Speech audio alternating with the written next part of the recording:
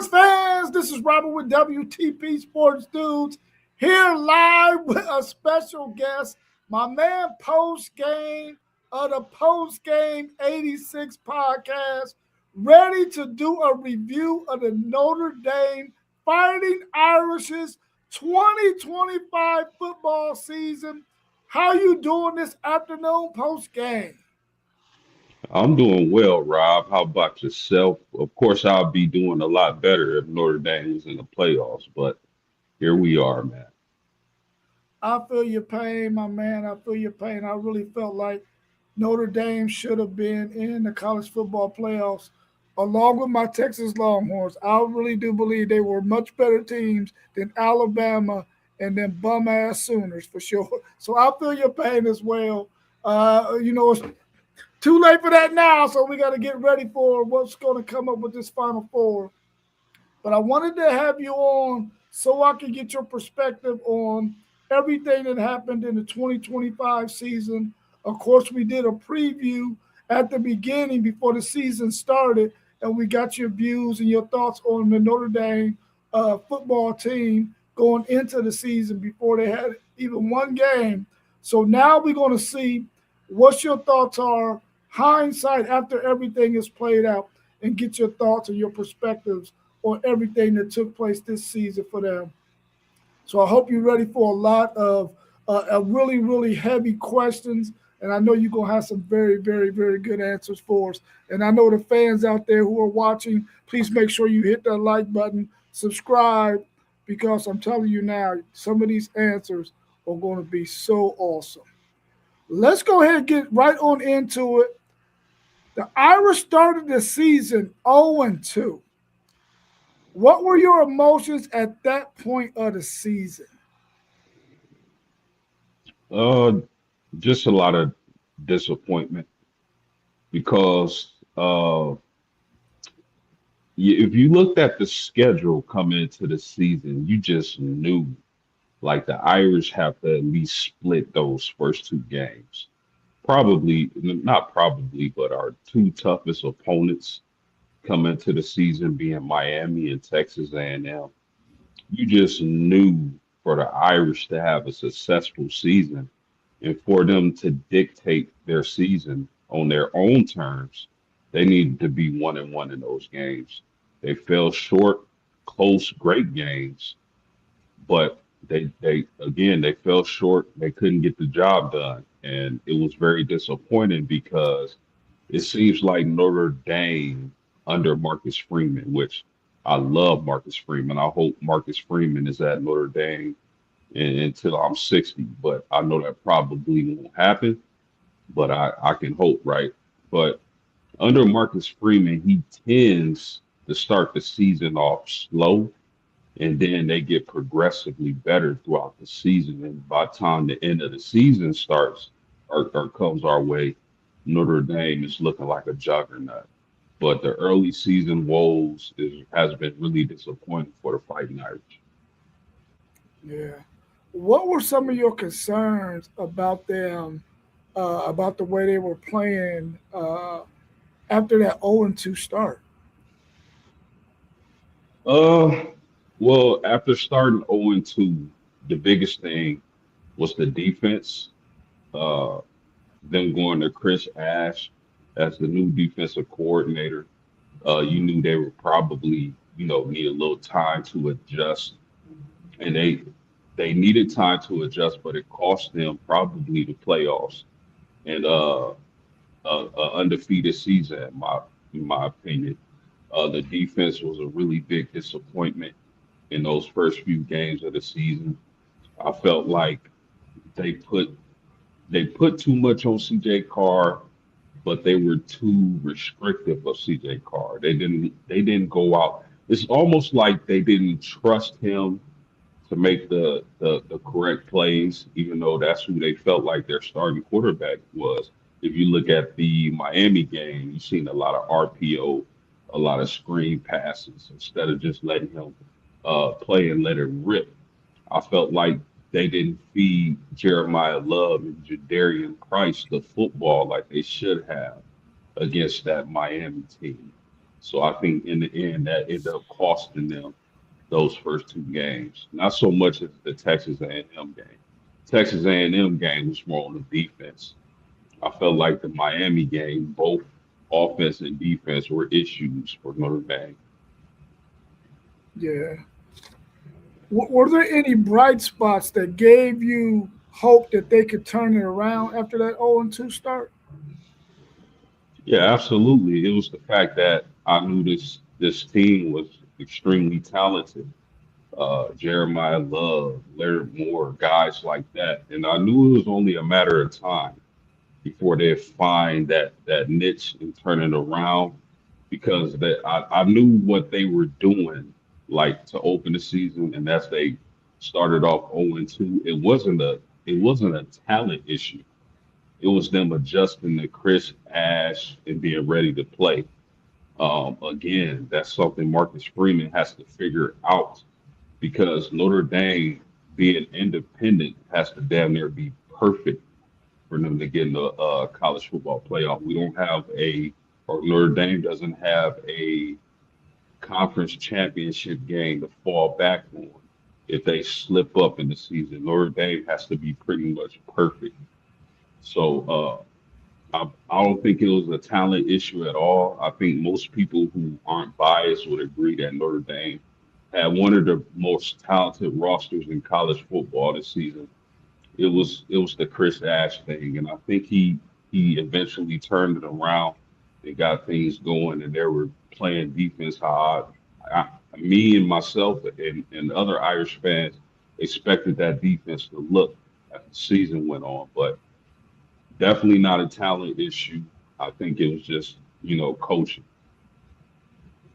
Yeah, during the offseason, Notre Dame had one of the most tuned into quarterback battles in college football during fall camp between Yeah. CJ Carr and Kenny Minchey. How did you feel about CJ Carr winning the starting job at quarterback? And were there any second, like you have any second thoughts about, man, should they have went with Minchie over Carr? Yeah, well, I feel good about the CJ Carr decision. Uh, I think the decision was based on long term. I think CJ Carr was the long term play. We got a homegrown quarterback, and Kenny Minchey would have been too, but you had a tough choice to make. But I felt like the CJ Carr pick was the long term pick because I felt like if they would have went with Kenny Minchey, Notre Dame would have started 2-0 as opposed to 0-2. But you pick the guy with the higher upside in CJ Carr, let him develop into the quarterback you think he can be, and just roll with him. That was a long term pick. Let's pick one of these guys. Let's let one of these guys lead the team for years to come.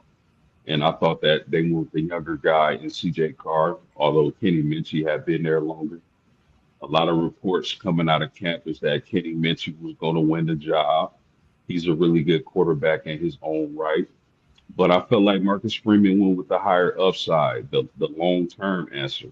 A guy we can attract other wide receivers from the portal to play with. Hey, come play with CJ Carr. I'm not saying you couldn't have done the same with Kenny Minchey, but I just think CJ Carr's upside is a little bit higher. So at the time, I felt like let's go with Kenny Minchey. He brings more to the table as far as his legs are concerned. CJ Carr can move around a little bit, but Kenny Minchey is, I think, a little bit more dynamic when it comes to running the ball. And I felt like Kenny Minchey, he he would fit Coach Mike Denbrock's offense a little bit better, seeing as though Coach Denbrock likes quarterbacks who can move a little bit more. But I think at the end of the day, all in all, they made the best decision they could make. And I think CJ Carr is going to be a monster and he'll be a Heisman candidate next season. Yeah. Let's see if we could get Melissa in here real quick. So let's welcome my home girl, The woman I love to talk sports with every morning, early in the morning when we get to work, my homegirl, Melissa Graham. How are you feeling this afternoon, Miss Graham? I'm here. I'm here. Good to see you. Good to see you. We've already talked a little bit about Notre Dame and what happened early in the season, but I want to get your thoughts before we go to any more questions. Y'all started the season 0-2. What Yep. was your emotions like at that point, starting the season 0-2, losing to really two really good football teams in Miami and Texas A&M? What was your emotions at that point? Well, I think, I had planned to be at least 7 games in South Bend this year, and I didn't go to any because I hold grudges. Uh, I'm still mad about Northern Illinois, and that was a year ago. But, losing to two playoff teams, eventual playoff teams, by a total of 4 or 5 points with a true freshman quarterback. He didn't take a snap with Riley or with Sam there. And so, having a veteran line, I think really helped as well. And then God love our backfield of Jeremiah Love and Jadarian Price and just what they could do, going on a 10-game tear after those first two losses. I mean, did it suck? Yeah. But I think our line did a lot of improving those first 2 games. Our CJ did a great job learning from some tendencies that Texas A&M called out on film that got back to our coaching staff about the way his feet were lined up prior to the snap, whether it was going to be a run or a pass play. So that's something that it helped us out. I was not on the Chris Ash bandwagon for defensive coordinator at all the entire season. I still think I've got some things he needs to prove to me. We're losing some guys in the portal right now, and I'm not sure who we're getting in. I do know that they just gave Al Washington a promotion from D-line coach to the linebackers, which is huge. That's what he played. That's what he coached at Ohio State before he came over with Freeman. And so, that's kind of his background. And so, starting off 0-2 clearly wasn't ideal, but a lot of people forget that we're a year out from playing in the national championship game. And we beat a Georgia team and a Penn State team and an Indiana team who came out of nowhere last year under Signetti to get to that championship game. So all the pieces and puzzles were there. Unfortunately, we took those 2 early season L's, and it ended up biting us in the butt. It shouldn't have. I still, to this day, you and I have texted all week watching bowl games, which I just started watching. I've been on an ESPN SEC boycott. They're not getting my Nielsen rating numbers, not off my information. But you can't tell me that we would not have beaten Texas Tech, that we would not have beaten Oklahoma or Alabama, or in a playoff situation. Like, give us a home game in that first week and let us see where we're at. We won 10 games. A lot of people are talking about strength of schedule and we didn't play anybody. Listen, you and I have had this conversation a ton at 7:15 in the morning of our school. Each conference has about 2 to 3 top level teams, and then it drops off from there. So I'm so sick and tired of hearing that get in the conference. You should be in a conference. Look at the SEC. They're what, 1 in 100 in bowl games this season already? I mean, Alabama just took a butt whooping. Whew.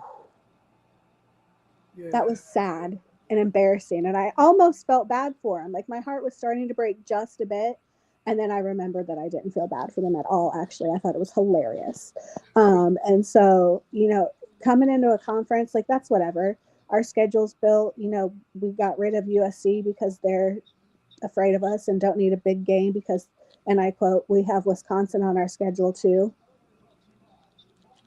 Not the Badgers. They went, 7-5 this year, 6-6. So I mean, again, you're trying to replace us with a Wisconsin team when we've been 11-1, 10-2, 9-3 the past 3 years with a brand new head coach. And so picking up BYU, I think, will be big for us. Unfortunately, schedules are set years in advance for us, and we hated to lose USC. They'll be back. They'll want us. They'll need our numbers. They'll need us for another decent game. But we're not out there scheduling 4 or 5 MAC teams to play it, preseason before we get to our regular schedule, or what would be considered a um, conference schedule.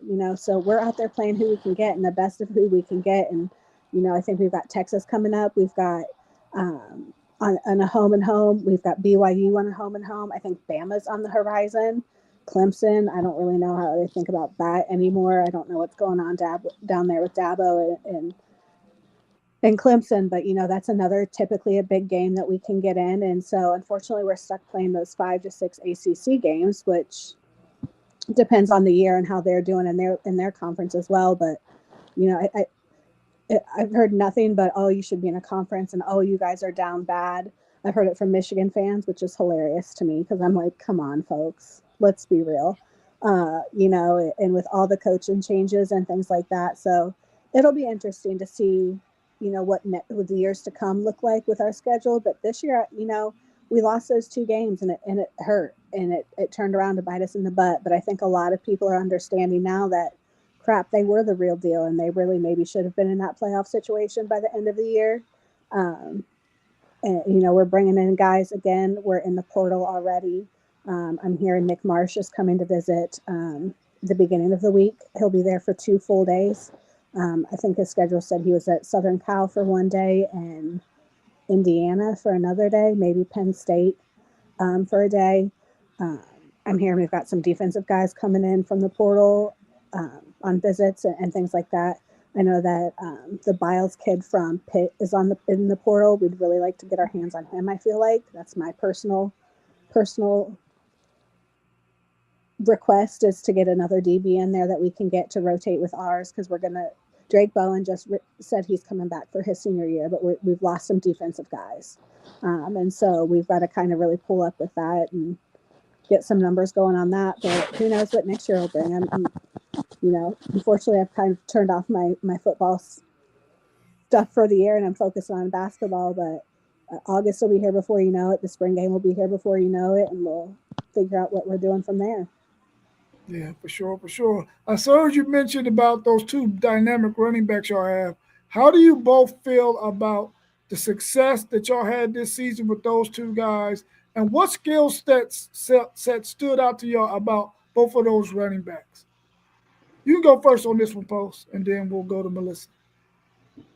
Well, it's great to be on with you, Melissa. I'll be surrounded by all these other teams. It's a great feeling to be on with an Irish fan. So Oh yeah. that's what's up. Jeremiah Love, just a freakish, once in a generation athlete, man, at the running back position. Here's a guy who has great vision, great balance, home run speed. He's strong. He has a high IQ. Jeremiah Love is a generational talent, and it's a darn shame that we were robbed of seeing him in the college football playoffs. Along with Jadarian Price, man, he has a lot of those qualities. He's not as he doesn't have quite the home run speed as Love, but he makes up for it with his vision, his strength, his balance. Just 2 all-world running backs for the University of Notre Dame, and I'm sad to see them go because I believe if y'all can recall last season, Jeremiah Love wasn't 100% in the playoffs, and he still made it to the national championship game. I just wanted him to have another crack at it, being fully healthy, and we would have seen you know, what that would have equaled out to. But Notre Dame wasn't given that chance. But the running backs, Jeremiah Love, Jadarian Price, Jadarian being more of the slasher, Jeremiah Love being the versatile back who can kind of do it all. Just 2 elite prospects. And we know that because Mel Kiper has them 1 and 2, according to his running back rankings in the NFL draft. So they'll be sorely missed. And I hate the way their careers ended at the University of Notre Dame. They should be playing in the playoffs. Yeah. What's your thoughts on those 2 guys, Melissa? I love them to death, and I agree that you know they should still be playing. They should have had that chance. Without Jeremiah Love playing at whatever percentage he was playing last year against Penn State, that 4th and 1 conversion does not happen. I mean, he willed himself with 5 Penn State guys on top of him and just got that first down for us to continue to go. And then, some theatrics at the end of the game there. But Jeremiah, in my opinion, is more of our bruiser. He's going to run between those tackles. He takes 2 or 3 guys to get down. He's low to the ground when he runs, and he's hard to bring down. Um, and he's going to get those yards after tackles as well. Somebody called him Yak the other day, and I'm like, let's not call him Yak. That's kind of weird. But Jadarian, I think he's our flashy runner. Like he wants to bounce outside. He wants to hit that cut and get to the sideline and stare you down when he's running down the sideline. Like come and get me. And that's just kind of the flashiness that he brings, which I think really kind of benefited both backs. You could really tell on the sideline, like it wasn't a battle of who was RB1, who was RB2. They knew they were going to get their carries. They knew they were going to get their yards. They had fun with each other on the sideline, celebrating with each other after big runs or scores and things like that. And I think that's to their character a lot, as well as that they were playing for a university that they loved, a team that they loved, and a position that they loved, and they loved each other. And so I feel like that really just poses what Notre Dame football has become the past few years. We don't speak about the previous coach. At least I don't, because I was never a fan. Personally, he got us some wins, but look at where he's at now, making all that money sitting at home. And I think a lot of people don't know that we have Aeneas Williams, who's ready to step up next year as our running back one, and he will absolutely be our running back one. I think he was injured a lot this year, which kind of hurt his numbers, but we didn't really need to call on him. He was our 3rd down back last year that would come in for short yardage stuff, and a very strong runner as well. It's kind of a mixture of Jeremiah and Jadarian, I feel like, but he's had some numbers. He was playing in the big games last year too. This year he got to kind of heal, I think, which was good. I don't know much about our young guys coming in, our freshmen or redshirt sophomores or things like that, as far as our running backs, because we didn't get to see a lot of them this year because we didn't need to use them. And so, we're going to miss them. I think college football is going to miss them, and whoever gets them in the league is going to be blessed to have somebody who can just get the ball and do what they need to do with it. Sure, for sure. Did y'all see enough out of y'all's wide receivers this past season? I think we did well in the portal in that area, and I just saw that Faison is not playing lacrosse this year, which he was, came into Notre Dame on a lacrosse scholarship, an amazing lacrosse player. Gave up his lacrosse scholarship and took a football scholarship, but he's not playing lacrosse his senior year. He's just focusing on football, which I think will be helpful to him. He was really great with some catches, had some really great catches this year. I think this year, Will Paulding really stepped up for us, and I think he's got one more year. I might be wrong, but he's been a big target for CJ. If we can get Marsh from Michigan State, I think that's a huge transfer that we can get. That's a fantastic wide receiver. And we're tight end you. Our tight ends are going to be in there as well and catching some of those passes and being out there and blocking. And I think a lot of people have not really looked a lot at Eli Raridan this year, but he had a hell of a season as our tight ends and really opened up that path for our wide receivers to have good years as well. I feel like, so. Yeah, I thought I saw what I wanted to see out of the wide receiver room this season. Uh, I remember being on with you guys in the summer, and FanDuel Zay, one take Zay was asking about uh, Malachi Fields, and I was telling him, listen, it's not a guarantee that Gray House leads this room at receiving because I knew Malachi Fields transferring over from Virginia was going to be an absolute stud. Mm-hmm. And that's what he was. I mean, Gray House is a stud too, but he was hurt a lot this season. So I believe they threw the red shirt on him so they can preserve another year of action for him. Uh, Faison, man, Jordan Faison. You mentioned him not playing lacrosse this year.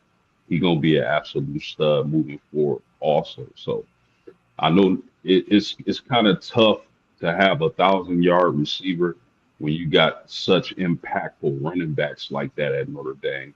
But the key difference is now we have a quarterback who can sling it however you want it, baby. Uh, I don't know how that just sounded, but So I'm like, he yes, can pass the ball.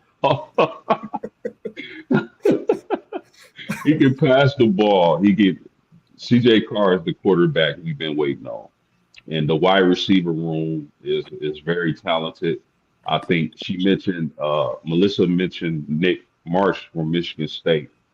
If Notre Dame can grab him out the portal, that would only be the icing on the cake. mhm. I still think there'll be a balanced team. Melissa mentioned Aeneas Williams, along with a few other of those young quarterback or running backs in that room, a very elite, talented running back room. I think they'll be fine in that area. You'll never see Notre Dame be a air raid type offense, but some balance definitely. I think they'll lean a little bit more into the passing game just because we have CJ Carr with a year under his belt, and he'll probably be a Heisman candidate. But that wide receiver room is fine, man. It's really talented. They add Nick March again. That's just the icing on the cake. Yeah, I think Yeah. you kind of nailed it too when you mentioned CJ. There's clips going around. Kenny Minchie is supposedly going to Nebraska out of the portal, which is, I couldn't be happier for him. He was QB2, and there's a lot of clips going around from the Here Come the Irish that Peacock posted, and seeing Marcus tell Kenny that we're going with CJ, and just the emotion with the way that he stuck behind Riley, he stuck behind Sam when Sam was there and was with um, CJ this year. Like, he's going to do well wherever he is, and we can't be happier for him. He gave us 3 years of backing up quarterbacks, where he could have really gone and started any other program, I feel like. So, props to Kenny as well. But, CJ kind of also realizing that,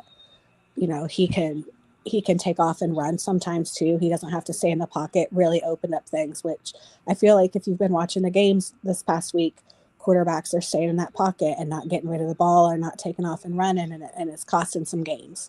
So kind of having a quarterback that is open to, putting himself out there a little bit too, it is just going to continue to benefit us as well. Yeah, I agree. You both mentioned Chris Ash early in this interview. Let's talk a little bit about him and Why? how much was his defense keeping you up at night, and what were the issues in the beginning of the season that you saw about his style of defense early in the season? He was set up with the best defense in the country when Al Golden left. Nothing needed to change. We just needed to come back in like it was the week after our loss to Ohio State in the championship game. In those first 2 games, I really just felt like he was trying to put his own spin on things, and it looked as if our boys had no idea where they were supposed to line up, who they were supposed to, who were they matching up with. Coverages were just off, and it wasn't working. And so for weeks, I was on the fire Chris Ash bandwagon. For weeks, I mean, like late into the season, it took a long time for me to be like, all right, maybe this dude does know a little bit more than me about defense. But I just was not impressed with stuff until probably midway through the season to late to the season. I just felt like our guy, and we had the talent. That was what was so frustrating too, is our guys they wanted to hit people. They wanted to blitz. We didn't blitz, I think, but a handful of times the first 5 games of the season, it felt like, and it was just kind of like, that was our defense the past couple of years, was getting somebody to the quarterback. We've got great DNs. We've got great pass rushers. Our DBs are just looking, again, to just lay a kid out somewhere, and it was kind of like we kind of just went soft. And that, to me, is not Notre Dame football, and that was infuriating. Um, And I was not thrilled with that at all. Um, Again, I got over it a little bit, towards the later end of the season. Things were kind of going a little bit more. We did have a lot of injuries in our defense this year. I do understand that as well, but we were so deep in so many of those key positions except that safety position. And so, it was next man up kind of mentality, but it wasn't feeling like things were meshing. And I don't know if that's from the DC to the positional coaches to the players. Was there, just something going on? That was there a trust something happening that, that relationship just wasn't there like it had been with Al Golden the years before. So we got there eventually, I feel like, but it took me a while to be even remotely okay with Chris Ash calling our defense.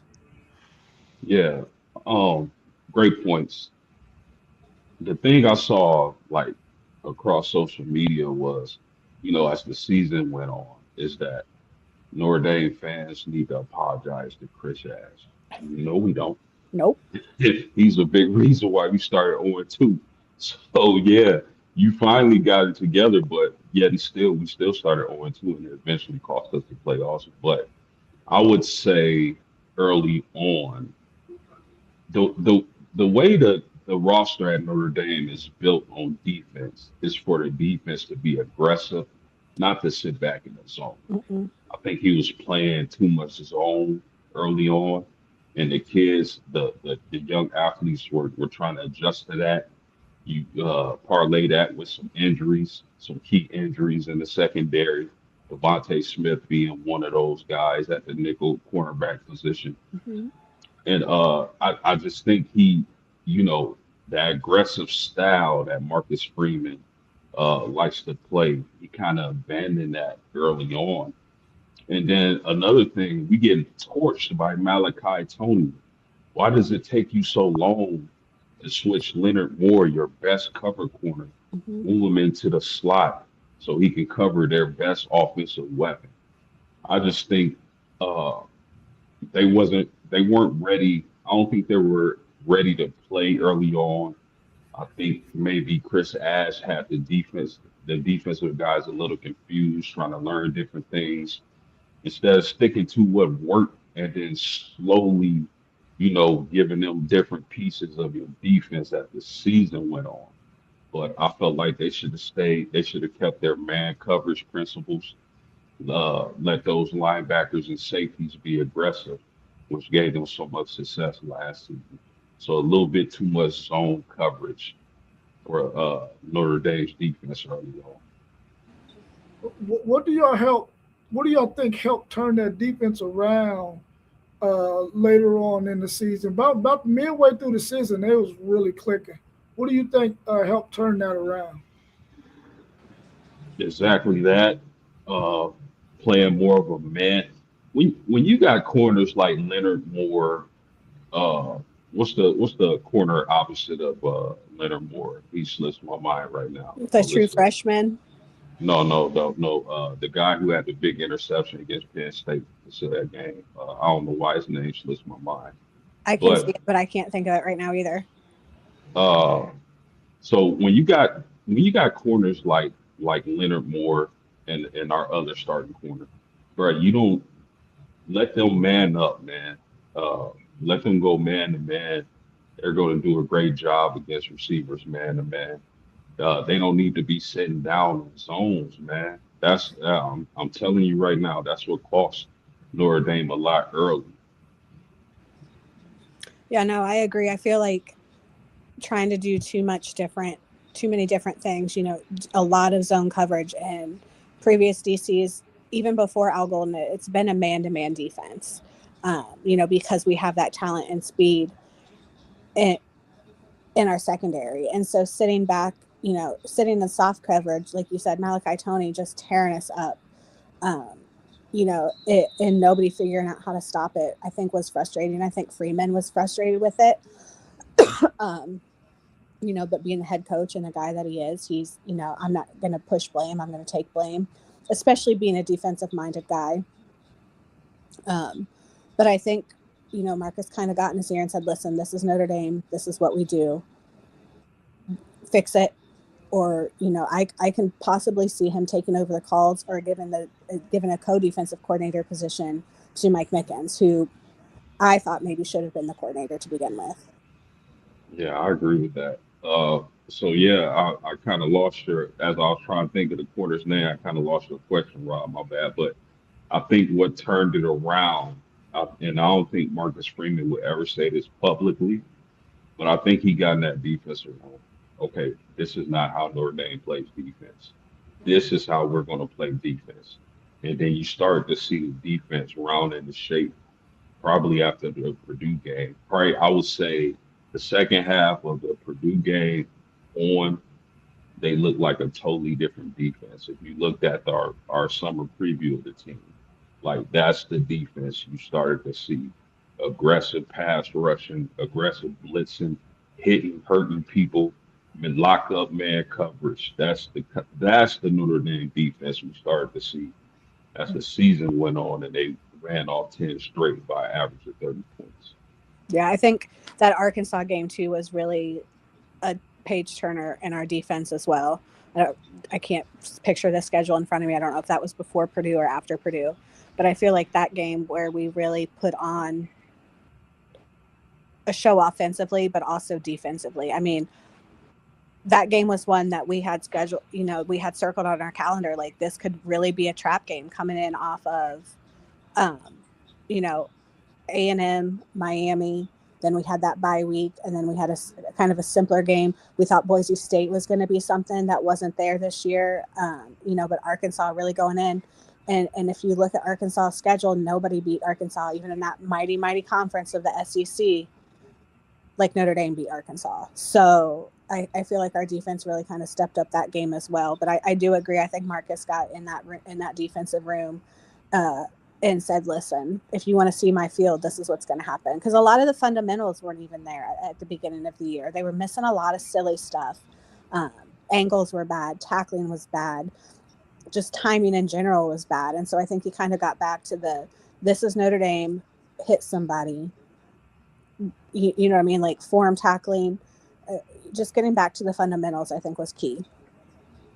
Yeah, for sure, for sure. Who would y'all give y'all's offensive and defensive MVPs to from this past season for those Notre Dame players?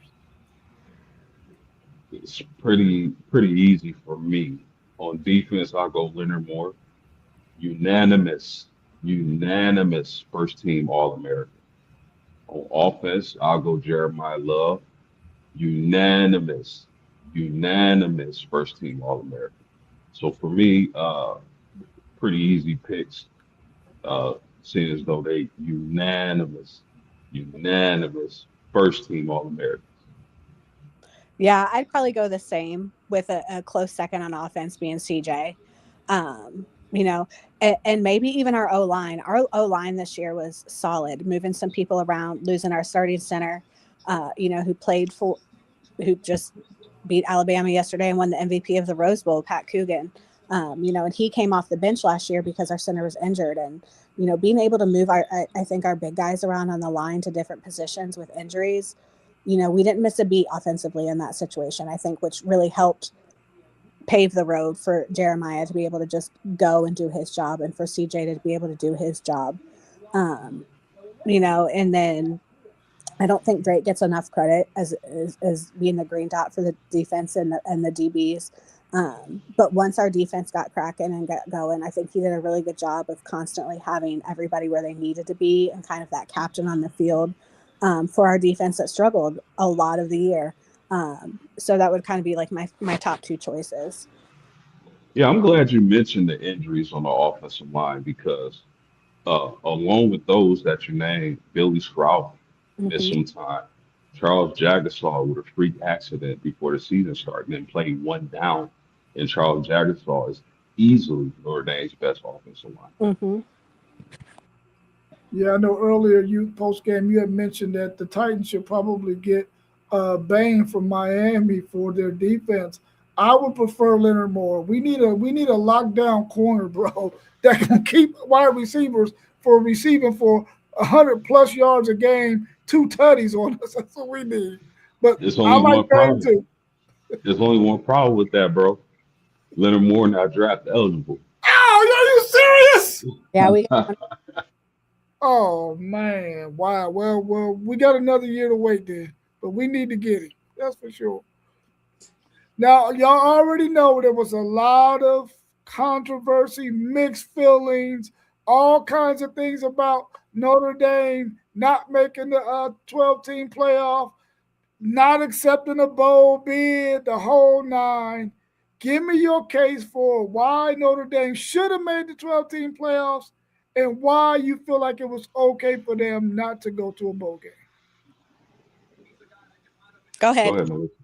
Oh, you want me to go? Um,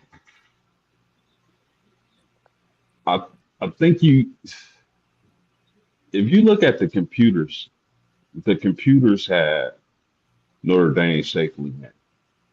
I believe they're above Alabama. I'm not sure. I want to say they were above Oklahoma. If you just went by the computer rankings, the biggest travesty in that whole ordeal was the week before Notre Dame crushing Stanford, Alabama barely beating Auburn, and Alabama jumping Notre Dame. That right there should have been a signal that Notre Dame was going to get screwed. I don't have a pro. People think, Notre Dame fans have a problem with Miami getting in. I don't have an issue with Miami. Never had an issue with Miami getting in. But what I did have an issue with was them, excuse my language, pissing on our heads and telling us it's raining. I That's said the much issue. worse than that, so you're fine. That's the issue I had. There was no reason on earth for Alabama to jump Notre Dame. And we see what eventually happened to Alabama. But I think Notre Dame, if you just went eye test and you looked at the BCS rankings, which are still floating out there, uh, Notre Dame eventually rounded into shape and looked like one of the top, 3 or 4 teams in the country. If the goal is to get the best teams in the country in the playoffs so we can crown a champion, then there's no way Notre Dame should have been left out. Now, them sitting out the bowl game, uh, of course, me selfishly, I wanted to see my team play again, but then I thought about it. I wouldn't see Jeremiah Love anyway. I wouldn't see Jadarian Price anyway.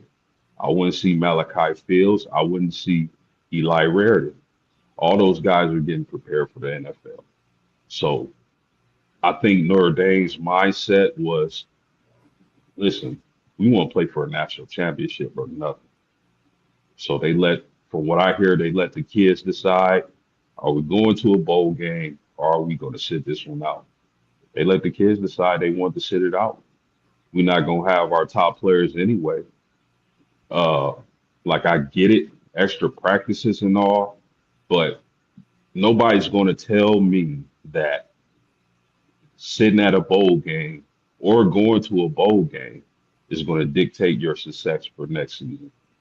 So I mean, and then the fact that they got to stick it to ESPN and cost them millions of dollars for sitting out the Pop Tart Bowl, which is funny. You Melissa, what's so funny is that all you heard leading up to the bowl games was all your team is going to play in the Pop Tart Oh yeah, Bowl as an insult. right. But then Notre Dame says no to the Pop Tart Bowl.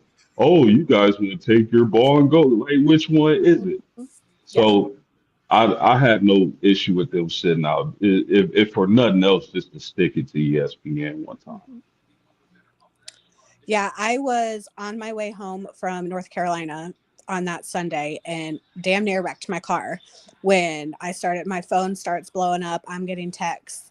People are like, they didn't get in. And I'm like, what? I'm like, stop messing. Like, I'm 30 minutes from home. Stop messing with me. And they're like, no, they didn't get in. They put in Oklahoma and Alabama.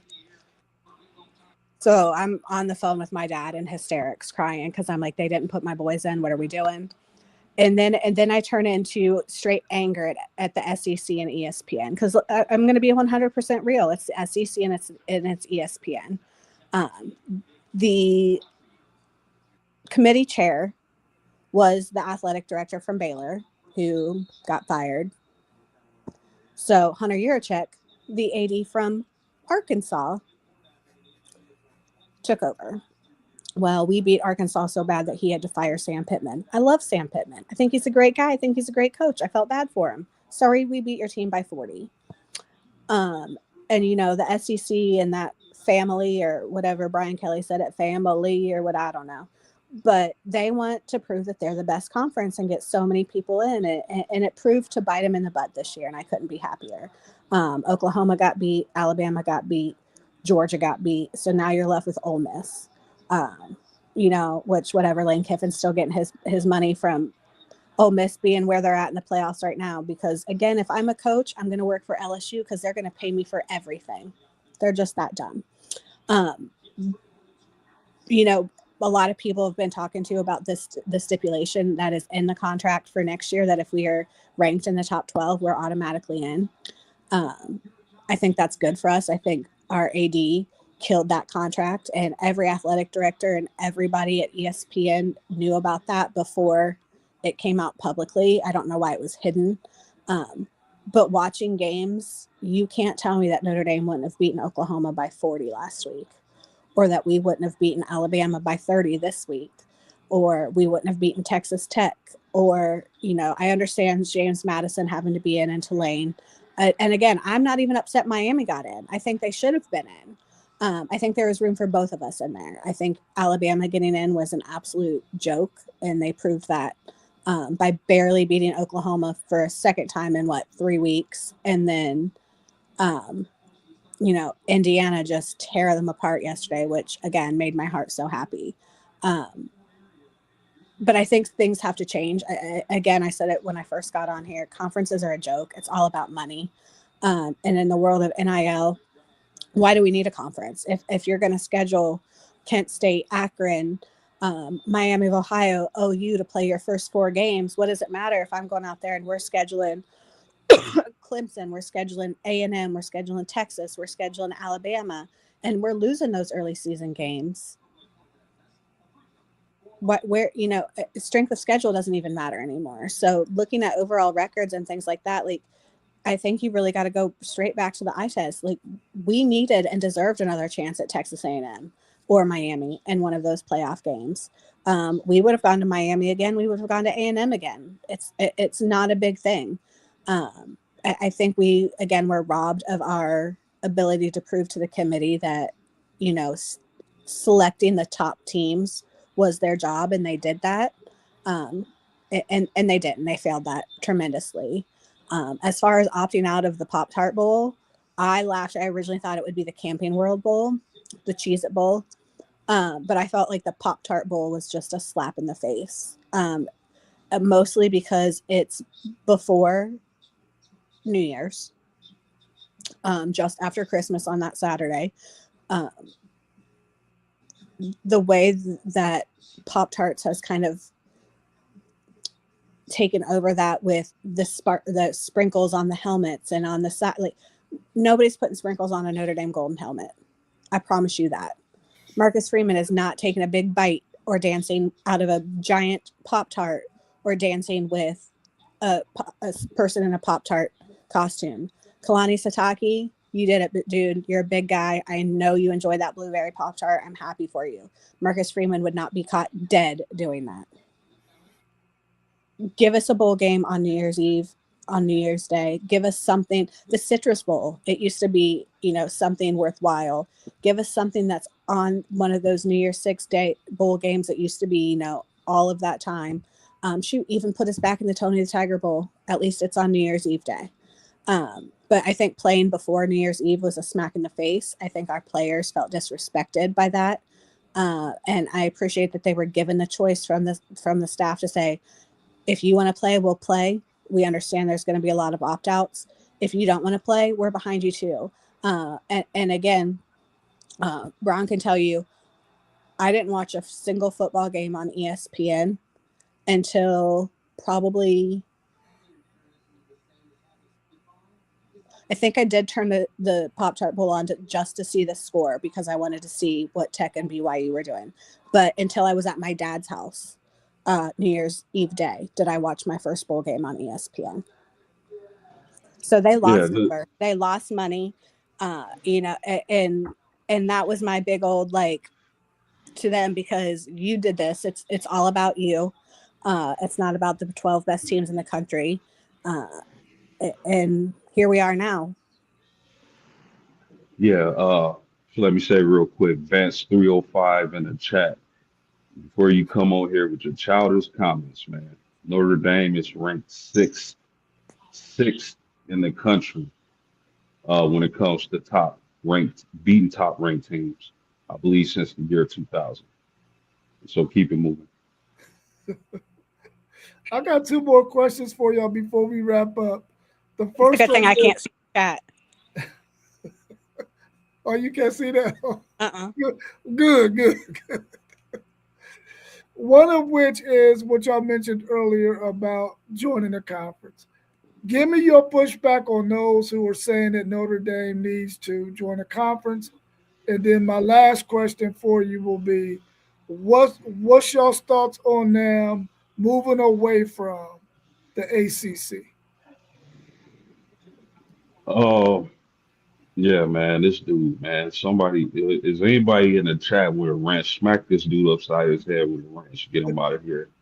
Uh, you call somebody a chump on the internet, man. I can't stand people nowadays. But anyway, uh, it's stupid. Like the to me, the conference thing is stupid.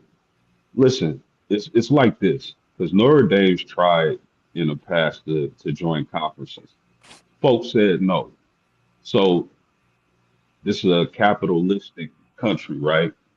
So let's just say, for example, Melissa and Rob have a business and they're in the business of making shoes. And I come to them with my business plan. I want to join y'all in making shoes. Y'all tell me no. Okay. And then I go on my own and start my own shoe business. And it's successful. And then after I become successful, y'all come to me and say, that's not fair. We have to share our profits with each other. You're getting all the profits. You have to join us now. Every time I hear somebody say Notre Dame joined the conference, that's what plays in my head. It's to me, it's an advantage. It's an advantage, and it's harder to stand on your own. And when you're in a conference, you always have the conference to fall back on. Notre Dame is just them, and people are mad, and I will never understand why. They are mad Notre Dame mastered the art of being independent when y'all wouldn't let them in the party to begin with. Imagine telling somebody you wouldn't let them into something and they will on their own and built it, and now you mad at them. Like that doesn't make any sense to me. Now, will it come a day where Notre Dame has to join? Maybe, but anytime soon, no. I think the fact that Notre Dame feels like they were played this year, I think they're more bullish on their independence. It's just it's so much people don't know and understand when it comes to Notre Dame's independence. Like part of the reason they're independent is because of bigotry, with them being Catholics. You know, nobody. I bet majority of people saying Notre Dame needs to join the conference doesn't know that Notre Dame ran the KKK out of South Bend. Didn't know that. So, I mean, people just need to get over it. Notre Dame's going to be independent. Uh, y'all kicked them out. Y'all sent them to the y'all sent them to the wolves, and mad that they came back with the heads of the wolves. So I'm bullish on Notre Dame's independence. I hope they continue to stay independent. Uh, they're gonna schedule games all across the country like they've been doing, which helps them with recruitment. Uh, they're super financially stable. Independence in football has a lot to do with that. So I just don't understand, like, for another culture team to comment on Notre Dame's independent. Worry about your situation. You know, I hate pocket watchers. Worry about your situation. Look at Texas Tech. They head coach talking about Notre Dame's independence.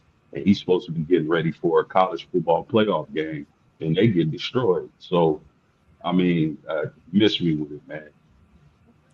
Yeah, I love that analogy, and I think you kind of just hit that last point on the head there. This entire bowl season, everybody's talking about us. Oh, say something about, oh, Notre Dame should be in Notre. We should be. You're right, but you're talking about us.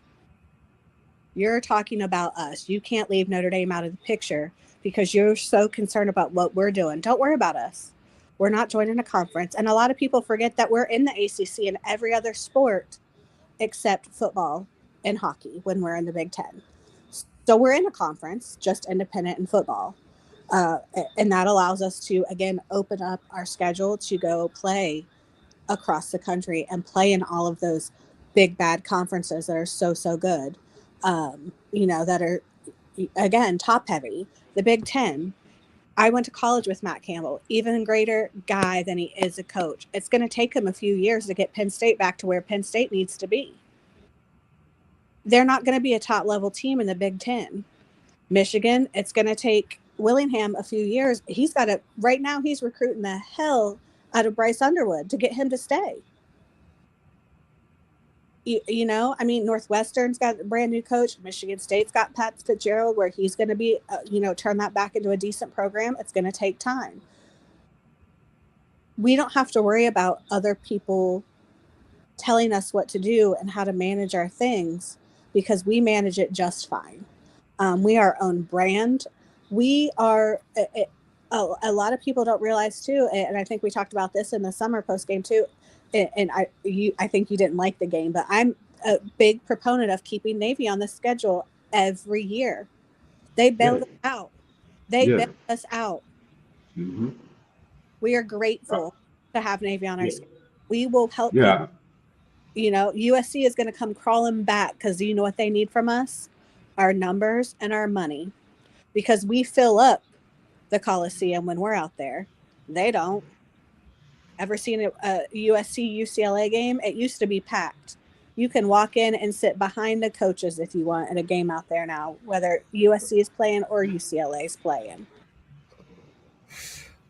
You need us in college football to be independent so that we can do what we need to do and make you better and help you out. And I think a lot of people don't see that, and it's frustrating because there was a time we were looking at the Big Ten, and the Big Ten was like, oh no, blah blah blah.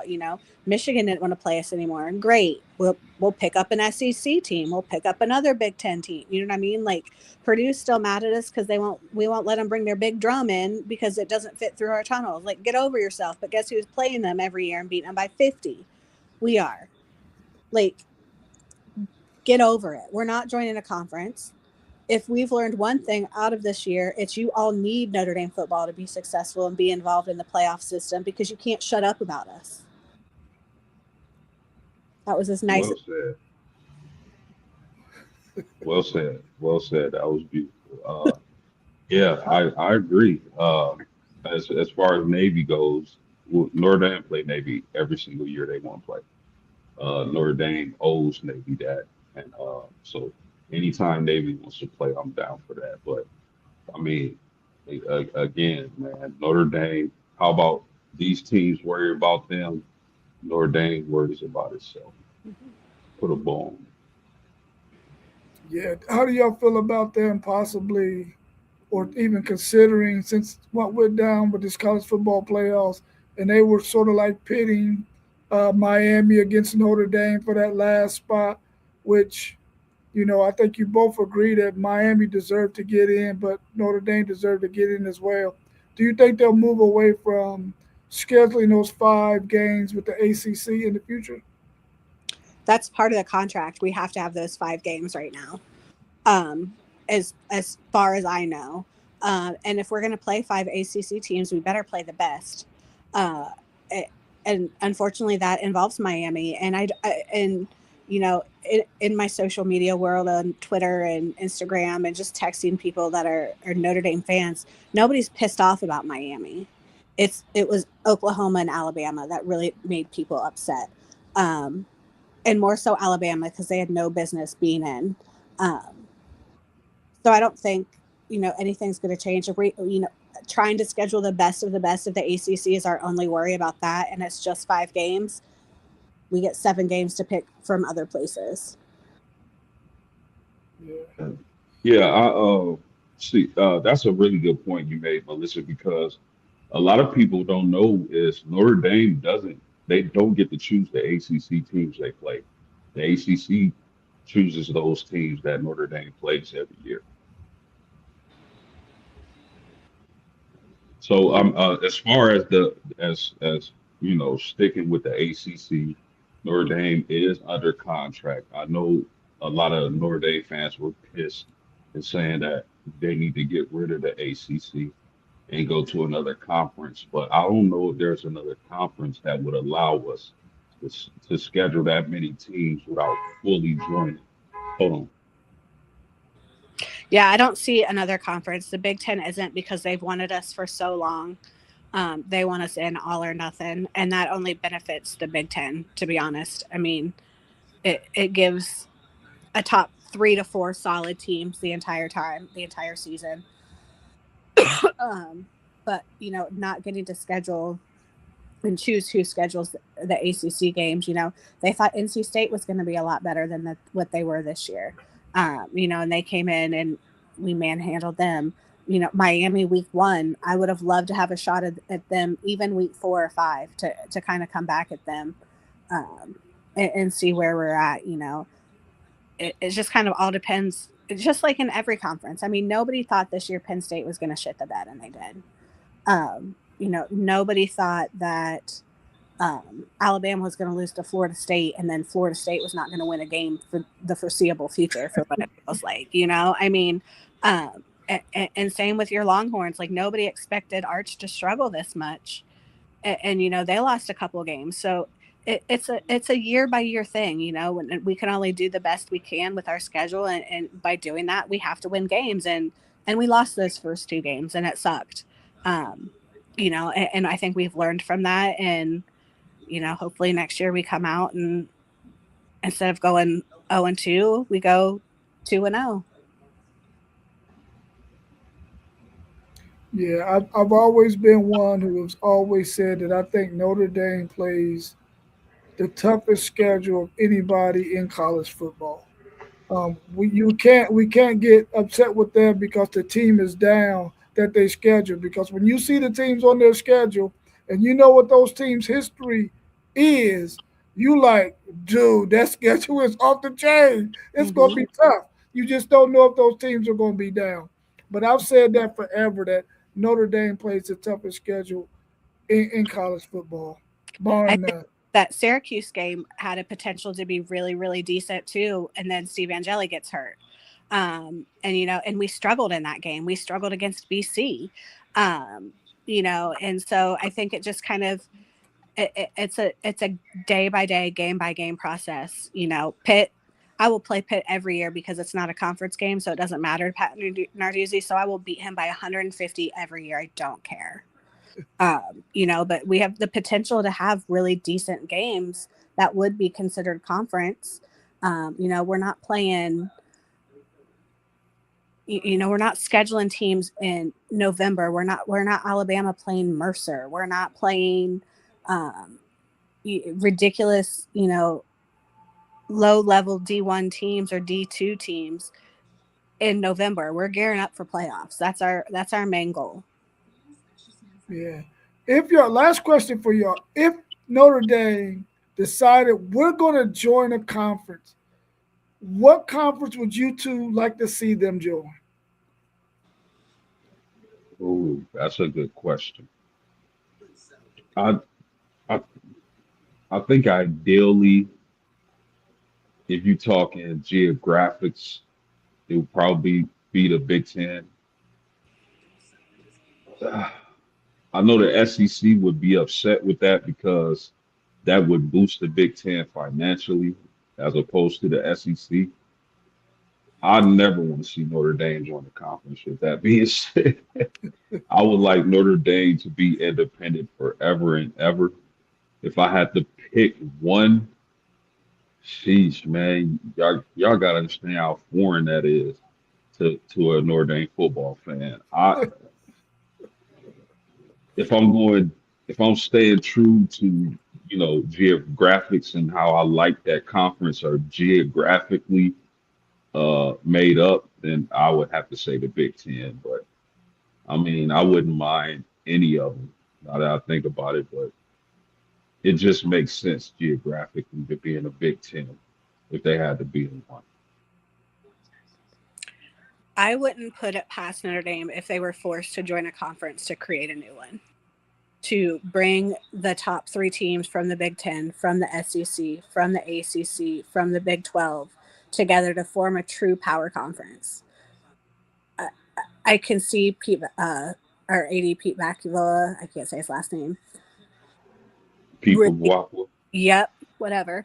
I can see him kind of the gears turning already if conferences matter that much. And if it comes to that, I can see kind of having discussions about that. We've got the money, we've got the backing to create a new conference, to create it.